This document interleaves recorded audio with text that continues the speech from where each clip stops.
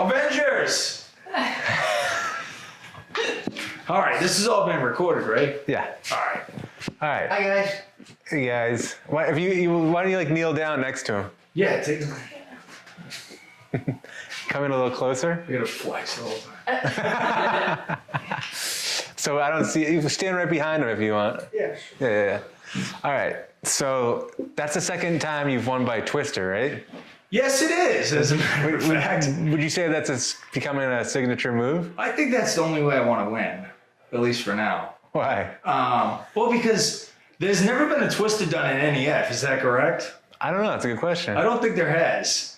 And I got the first one at Cage Titans. Now I'm pretty sure I got the first one at NEF. And, we'll keep going from there. Tell me about your posse here.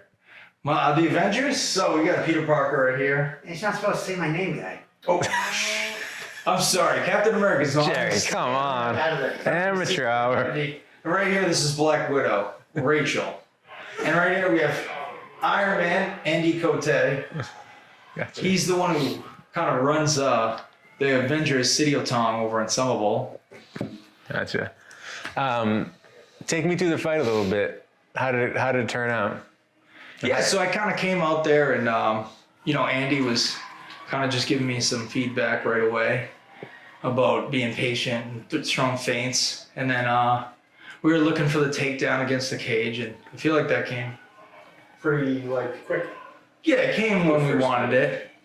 And then, I've been working a lot of ground and pound with some guys at City of Tong. Shout out to Lance, who's been helping me train the ground and pound. Thanks, Lance, a lot. I had another friend, Kirk, who's a wrestler. He's been helping me a lot with my wrestling. So shout out to them and, all the guys at City of Tong kind of putting it together. Tell me a little bit more about your training camp and how it played out in this fight. Did it go? He laughed because he's like, I don't really do training camps. I just train. But I would say this fight camp, this is probably the most prepared Captain America you've seen for an MMA fight, at least. Like the last two fights, I just did my normal training and cut weight for a fight. That was I didn't really train for an MMA fight per se. This fight, I definitely was training early in the morning, training in the afternoon, and I didn't do any other stuff like road marching for the Army or anything that would take away from preparing for an MMA fight. It was all skill based.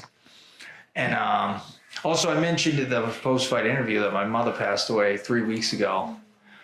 And a lot of times pain and can really be a setback, but you can really draw on that as energy and motivation. Yeah. And I definitely drew on that. So that made me incredibly focused training for this fight. Unfortunately for my opponent, because it really did draw the best out of me. I couldn't even sleep. And also I wasn't eating good because I just had no appetite. So the weight cut was relatively easy. But I was easily being at the gym at 6 o'clock in the morning to train. And then I would train again in the evening. Like it was just easy. And it was just, I think the grieving process, played a role. Yeah. And it kept me hyper focused because normal things that bring joy to your life get blunted when you go through, something that's, troublesome in life. Yeah. So that I think paid off in the training camp. Okay. So to say. These interviews are supposed to be fun, so I don't want to. No, that's good. It's good to hear. Sully the moment. No, it's okay. I'm sorry about that, though. It's 104 years old. Oh, thank you. Yeah, and I am 104 years old, so when my mom was pushing 150. So your plan going in, do you think, would you say you had a plan going into this fight? I did have a plan. I'm big on plans and tactics because of the military. Yeah. You're a Marine, is that right?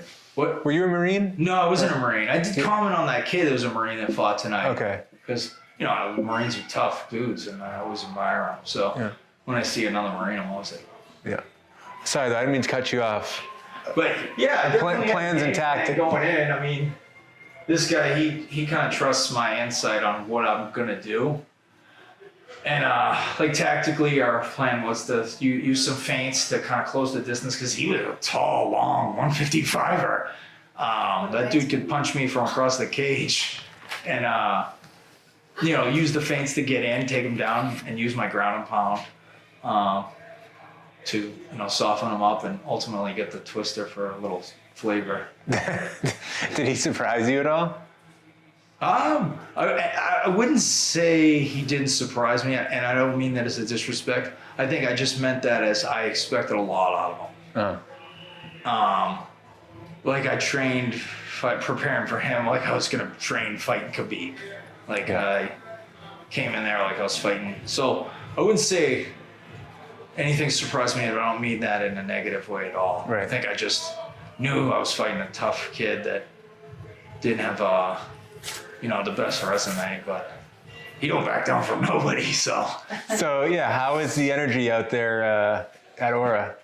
Oh, the energy was great out at Aura, honestly. I've been here and I cornered the legendary Brian Costco before, and I like it. This is, not a huge arena, right? But it fills up quick. And there's you got the balcony, so you have people above you. You have the lower level, and then you have the bar level. So you're just surrounded by fans. Mm-hmm. And, the energy was good. And you're surrounded by the broadcast team and, Dana White, Matt is up there right there, cage side. So it was kind of cool. It was awesome. Yeah, what do you think of NEF as an organization?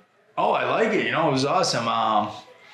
Too, one thing tactically that helped was the corners at cage side kind of orchestrating the fight. So to say, while I'm in there fighting, they're pulling the strings. I could hear them very clearly because there was no back noise on them.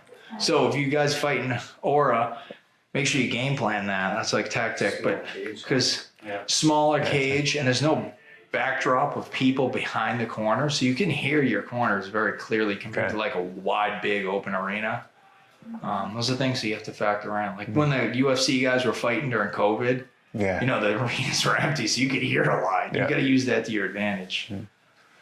What would you say is next for you? Anything on the horizon specific? I don't know. I think we'll just keep training, getting better, and we'll see what's in store. I'd like to fight a few more times in the summer, but being in the Army, a lot of times you do a lot of field training, and when I go into the field, you have to eat those freaking rations, and those will mess your weight cut up, as we learned in the past. So, we'll be cautious, and I'll kind of let the big man decide on that. I don't like to make, kind of my own decisions without going through the chain of command. Nice. I know. Anything else you want to say? What were you going to say? I didn't mean to cut you off. Yeah, I don't want to jump the chain of command, but we definitely have some big plans in the future. We'll keep going. But at the same time, I want to recap with the chain of command and check with them. Yeah. But, I'd like to be back here again, and fight. I've fought freaking 3 times this year now. So I have a lot of momentum behind me, even though I don't have a lot of fights. Mm-hmm. But momentum means a lot. But it's important to stay active, otherwise that momentum will dwindle. Mm-hmm. I'm looking forward to seeing you more, man. Yeah. Cool. Yeah, I'm a big entertainer. I don't really come here to fight. I come more for the entertainment. I was saying that to Carly earlier. You remind me kind of a Bill Burr a little bit. Yeah. I definitely do come to entertain. And even then, last fight, I just wasn't able to train properly for it. My walkout, the tap dancing sucked, and I forgot about the tap dancing. Yeah, it just didn't come off right, and I felt no tap dancing on Thursdays. Yeah, his crew thought I was messing around about that, and then when he found out, he seen tap shoes in my gym bag. He's like, "What the fuck?" I just swore. I'm sorry. That's okay. Language.